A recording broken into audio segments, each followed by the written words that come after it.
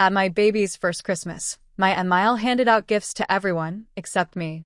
She smiled and said, "I didn't know what you'd like since you're not really one of us." My husband shrugged and said, "It's not about the gifts." That night, I wrapped every present I bought and dropped them off at a shelter. The next year, she didn't get anything from me again. She got a card that read, "Family is earned, not assumed." Christmas meant everything to me growing up. My parents didn't have much. We weren't poor, but we weren't taking trips to Disneyland either. Still, when the holidays rolled around, it felt like magic. My mom would turn on Nat King Cole and bake until midnight. My dad would get out the old fake tree with the lights that only half worked. But what I remember most was how we showed up for each other. Thoughtful gifts, kind words. No one left out. So when I married Matt and we had our first baby, Riley, I was excited. Nervous, but excited. Riley was our little miracle. I had gone through 2 miscarriages before her, and when I held her for the first time, something in me changed. I wanted to give her the kind of holidays I grew up with, full of love, effort, and meaning. Matt's family lived in Spokane, Washington. His mom, Kathy, was cold. Not rude, not exactly. Just calculating. Every time we visited, she gave me this look like she was still trying to figure out what Matt saw in me. I wasn't rich. I wasn't Ivy League. I had a decent job as a dental assistant and I wasn't ashamed of it. But Kathy made it clear. She had standards. And I didn't meet them. I remember the first Thanksgiving we spent with them back when I was still just Matt's girlfriend. She accidentally forgot to set a place for me at the table. Said she thought I wasn't coming. Matt laughed it off. Said she was scatterbrained. But that Christmas, Riley's first, was the moment everything changed for me. I spent weeks getting ready. I bought matching Christmas pajamas for the 3 of us, even though Matt rolled his eyes. I found the perfect gift for Kathy, a soft wool scarf in navy blue. She wore blue all the time. I paid attention. I had a canvas photo made from a day we visited the pumpkin patch, showing her holding Riley. I even baked cinnamon rolls from scratch. My kitchen looked like a bakery exploded. We packed the car, drove the 4 hours, and got to Spokane 2 days before Christmas. Kathy greeted us at the door, already in a designer sweater, perfect curls in her hair, and that smile she wore like a mask. Christmas morning, we were all in the living room. Matt's brother Jason was there with his new girlfriend, Ashley, who Kathy gushed over like she was royalty. There were stacks of gifts. Kathy had clearly gone all out. And for a moment, I thought, maybe this year will be different. She started handing out the presents, one by one, with that voice people use when they're playing host at a party. "Jason, here you go." "Ashley, I hope you like this one."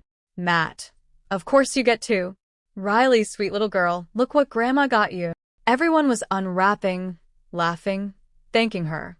And I just sat there. There was nothing left under the tree. I waited. Maybe she had something in the back room. Maybe it was a surprise. Maybe.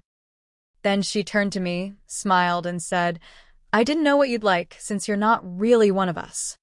Just like that. In front of everyone. It felt like a slap. The room got quiet for half a second. Then Jason laughed awkwardly. Ashley looked at her lap. Matt didn't even flinch. He just shrugged and said, "It's not about the gifts." I looked at him. I wanted him to say something. Anything. He didn't. I swallowed it down. Smiled. Played along. But inside, something broke. That night, after everyone went to bed, I got up. I quietly gathered everything I had brought. The scarf. The canvas photo. The homemade cookies. I packed them into a box. I had already looked up the address of a local women's shelter earlier. Something about that day made me feel like I might need it. I drove there around midnight. Snow was coming down, soft and steady. The building was dimly lit. I rang the bell and waited. A woman answered the door in a hoodie and slippers. She looked tired, like she'd seen too much. I told her. I brought some gifts. For anyone who might need them. She didn't ask questions. Just nodded. Took the box from me. Said, "Thank you. They will." That moment felt more real than anything I had experienced all day. When I got back, Matt was still asleep. Never noticed I was gone. The next morning, Kathy acted like nothing had happened. She talked about how Riley looked just like Matt did at that age. She took photos for Facebook. She was all smiles. I didn't say a word, but I made a decision. Never again. Next year, we still went to Spokane for Christmas. I didn't want to keep Riley from her grandparents. I wasn't going to be petty, but I was done being the only one trying. I brought gifts again for Matt, for Riley, even for Jason and Ashley. But Kathy got a card. Just a card. Inside, I wrote, "Family is earned, not assumed." That was it. She opened it in front of everyone. At first, she smiled like it was funny. Then she realized it wasn't. Her face changed. She said, "Is this some kind of message?" I looked her straight in the eye and said, "I think you got it." Matt didn't say a word. That was the beginning of the shift. Every year after that, I gave Kathy nothing. Not because I was being spiteful, but because I no longer felt the need to buy love. I wasn't her charity case. I was her son's wife, Riley's mother. And if that wasn't enough for her, then nothing would be. I kept showing up. I kept being polite. But I stopped playing the game. Kathy started to notice. The passive-aggressive comments turned a little sharper. She once asked, "Do you not give gifts anymore, or is it just me?" I smiled and said, "Depends who's asking." Matt grew quieter each year, less engaged. He started spending more time at work around the holidays. Said he was busy.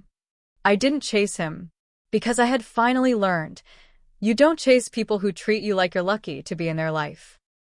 The cracks in our marriage were getting bigger, but I was done pretending. The year Riley turned 4, things took a turn. By then, Matt and I were basically co-parenting under the same roof. We didn't fight much, we just didn't talk. He spent more nights working late. I spent more time with Riley, with my sister, with my clients at the dental office. I stopped asking where he was. I stopped caring. That Christmas, I told Matt I didn't want to go to Spokane. "We can see your mom another weekend. I want Riley to have Christmas at home this year, in her own house."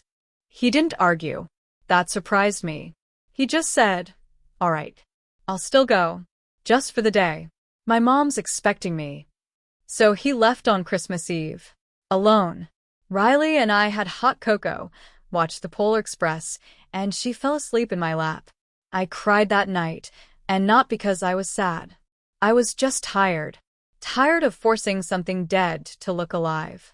Matt came back late on Christmas Day. I was cleaning up wrapping paper when he walked in. "No hello." "No, Merry Christmas." "Just a flat, I'm back." I asked him how it was. He said, "Fine." But I could tell something had happened. He was off. Edgy. A few days later, I got a Facebook message. From Ashley. Jason's girlfriend. The one Kathy used to gush over. She wrote, "Hey, I wasn't sure if I should say anything, but I thought you deserved to know. Kathy said some things at Christmas. She told everyone Matt was thinking about leaving you. That you were cold. Controlling. That he was stuck because of Riley. I don't know if it's true, but I thought you should hear it." I stared at the message for a long time. My heart didn't race. My hands didn't shake. I just felt this dull, low anger that settled in my stomach like cement. I thanked her. I didn't ask questions. I didn't confront Matt yet. But I started watching. And it didn't take long. A week later, I found a receipt in Matt's coat pocket. A hotel in Coeur d'Alene. December 24th. 1 room. 2 breakfasts. I waited until Riley was asleep. Then I walked into our bedroom, held up the receipt, and said, "Who are you with?" Matt didn't deny it. He sat on the edge of the bed and rubbed his face. He said, "It's not what you think." I said, "It never is. Tell me anyway." He finally admitted it. He'd been seeing someone else. A coworker. It had been going on for a few months. They were talking about the future. I asked, "Was that what Christmas was? Your little trial run?" He looked ashamed, but not sorry. I told him to leave. He said he'd sleep on the couch. I said no. You don't get to sleep under my roof after doing this. Go stay with your mother. She always wanted you back. He left that night, took a duffel bag, and drove off.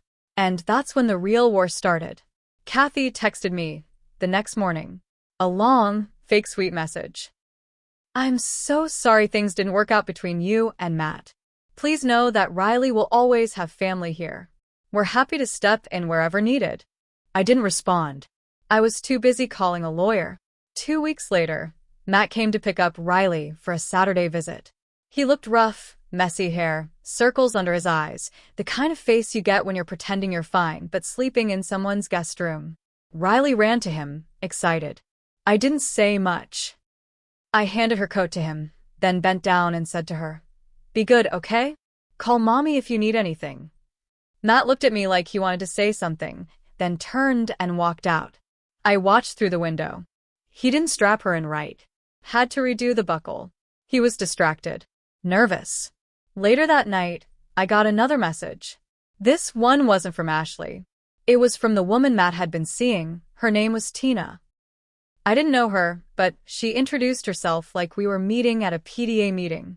She wrote, "Hey, I know this is awkward, but I thought you should know Kathy reached out to me. She said she wanted to meet and get to know me better than she knew you. She said she's glad Matt's finally making a change. I didn't know your history with her, but now it makes sense." I'm sorry. I really am. I stared at that message longer than the last one, because this wasn't just Matt being weak anymore. This was Kathy playing chess. Again. She was already grooming the next woman, paving the way, cleaning up her son's mess like she always did, making sure the next one wouldn't push back. The thought made me sick. I took screenshots of the message, of the hotel receipt. I saved everything in a folder. Not for revenge, yet, but because I knew I'd need it. A week later, I heard from my lawyer. Matt had filed for shared custody. Not full custody, but equal. I sat in that office and read the paperwork twice. I asked my lawyer, "Do you think Kathy's behind this?" She didn't blink. Honestly? Probably. Most of this looks like it was drafted by someone trying to protect their son's reputation more than the child's interests. If they push this, we can respond. So we did. We filed a statement showing Matt had moved out suddenly, that he was involved in a new relationship with no stable housing. We noted Kathy's ongoing attempts to alienate me and her inappropriate communications with third parties involved. It wasn't just legal anymore. It was war. But I didn't fight dirty. I fought smart. The next time Matt came to pick up Riley, I was calm. I handed him a binder. Inside were copies of the texts, the receipts, even a printout of the message from Tina with names blacked out. I said, "This is what I've collected. I'm not trying to destroy you. I just want you to understand. You don't get to rewrite the story. Not with Riley in the middle of it." He didn't say anything, just looked at the pages, and then at me. "I didn't know she messaged Tina," he said finally. "Of course you didn't," I said, "because she's been playing us both." Then I told him something that shook him. I said, "If you push for joint custody just to save face, I will fight. I will bring this whole thing into court, and your mother's name will be on every page. So will Tina's." He blinked. "You'd really do that?" I said, "Try me." He backed off. At least for now. The months that followed were quiet. Too quiet. I'd won that round, but I knew Kathy wasn't done. Matt stuck to weekend visits. He didn't bring Riley around Tina, which I appreciated. He seemed tired, like a man waking up in a house he never meant to build. Sometimes he'd ask if I wanted to talk. I always said no. One day in May, Riley came home from a weekend with him, holding a toy bear with a bright pink bow.